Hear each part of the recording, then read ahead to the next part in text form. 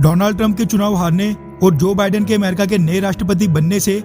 पाकिस्तान और चाइना को कितना बड़ा फायदा या फिर कितना बड़ा नुकसान होगा, इस बात का तो अभी से अनुमान नहीं लगाया जा सकता है। लेकिन इस बदलाव से एक चीज तो बिल्कुल साफ है कि भारत ने डोनाल्ड ट्रंप के रूप में व्हाइट हाउस में एक कीमती दोस्त खो दिया है। वैसे होने को तो कोई नहीं टाल सकता है और आज की डेट में जो बाइडेन व्हाइट हाउस के अंदर बैठे हैं और यही सच्चाई है जो बस भारत ही नहीं, इजराइल, सऊदी अरेबिया, यूएई वगैरह दुनिया के सभी देशों को माननी पड़ेगी। ये बात भी 100% सच है कि अमेरिका को चाइना को काउंटर करने के लिए भारत की सख्त जरूरत पड़ने वाली है। इसलिए जहाँ तक अमेरिका के भारत के साथ संबंध की बात है तो अमेरिका के नए राष्ट्रपति जो बाइडेन को भी अपना मन मारते हुए भी दोनों देशों के संबंध और भी मजबूत करने पड़ेंगे। और यही चीज आज की न्यूज रिपोर्ट से साबित भी हो जाती है। पिछले कल जो मैंने न्यूज वीडियो अपलोड की थी उसमें ये चीज बताई थी कि अमेरिकी प्रेसिडेंट जो बाइडेन राष्ट्रपति पद संभालने के बाद भारत और भारतीय पीएम नरेंद्र मोदी जी को पूरी तरह इग्नोर कर रहे थे।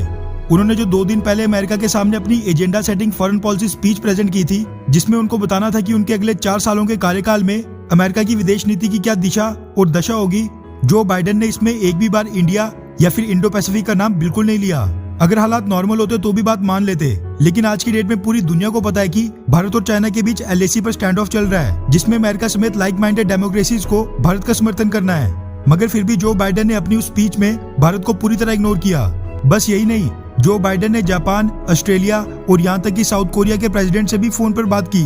लेकिन भारतीय पीएम नरेंद्र मोदी जी का नाम जो बाइडेन ने लिस्ट में सबसे नीचे लिखा था। इस चीज को लेकर मीडिया में पहले तो ज्यादा चर्चा नहीं हो रही थी, लेकिन जो 2 दिन पहले अपनी एजेंडा सेटिंग फॉरेन पॉलिसी की स्पीच में जो बाइडेन ने भारत को पूरी तरह नजरअंदाज किया, उसको देखकर बड़े बड़े थिंक टैंक्स, पॉलिसी मेकर्स और मीडिया हाउसेज ने इस चीज को बखूबी से नोट किया और वो सभी लोग पिछले 3-4 दिनों से इसके बारे में लिख भी रहे हैं। शायद तभी बड़े इंतजार के बाद ही सही, पर वो दिन आ ही गया जब नए अमेरिकी प्रेसिडेंट जो बाइडेन को भी भारतीय पीएम नरेंद्र मोदी को फोन कॉल करनी ही पड़ी। दरअसल Hindustan times, the times of India, BBC और कई बड़े बड़े मीडिया हाउसेस के हवाले से मीडिया रिपोर्ट सामने निकल कर आ रही है कि पिछले कल देर रात को अमेरिकी प्रेसिडेंट जो बाइडेन ने अपने ग्लोबल आउटरीच के एजेंडे के तहत भारतीय प्रधानमंत्री नरेंद्र मोदी जी से फोन पर बातचीत की और दोनों देशों के संबंधों को और भी ज्यादा मजबूत करने पर जोर दिया, जिसकी जानकारी खुद भारतीय पीएम नरेंद्र मोदी जी ने एक ट्वीट के जरिए दी। रिपोर्ट्स के मुताबिक दोनों लीडर्स ने क्लाइमेट चेंज से लेकर कोविड-19 कई अलग अलग विषयों पर चर्चा की और दोनों देश कैसे एक दूसरे के साथ इस चुनौती भरे समय में आगे बढ़ेंगे उस पर विचार किया।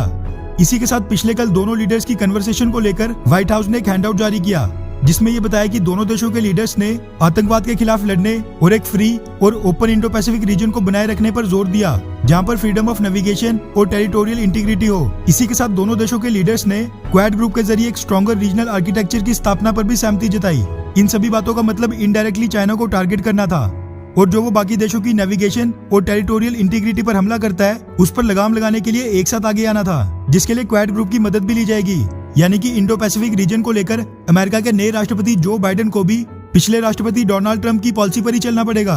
जहां तक भारत की बात है तो जो बाइडेन ने पद संभालने के 20 से 22 दिन बाद वो भी कई छोटे मोटे देशों को कॉल के बाद भारत फोन मिलाया, जबकि आज के समय भारत कोरोना वैक्सीन का सबसे बड़ा निर्माता है। दोनों देशों की सेनाएं LAC पर कुछ ही मीटर की दूरी पर एक दूसरे की तरफ हथियार करके खड़ी हैं। फिर भी जो बाइडेन का ऐसा करना उनकी तरफ से एक तरह का संदेश है कि वो मौका मिलने पर भारत को जरूर घेरने वाले हैं और जो प्रायोरिटी और प्रेफरेंस डोनाल्ड ट्रंप भारत को दे रहे थे और भारत की कई चीजों को इग्नोर कर रहे थे, जो बाइडेन कभी नहीं देंगे। खैर, वैसे आप पर्सनली किसको पसंद करते हैं, जो बाइडेन या फिर डोनाल्ड ट्रंप को? नीचे कमेंट करके अपनी राय जरूर बताएं।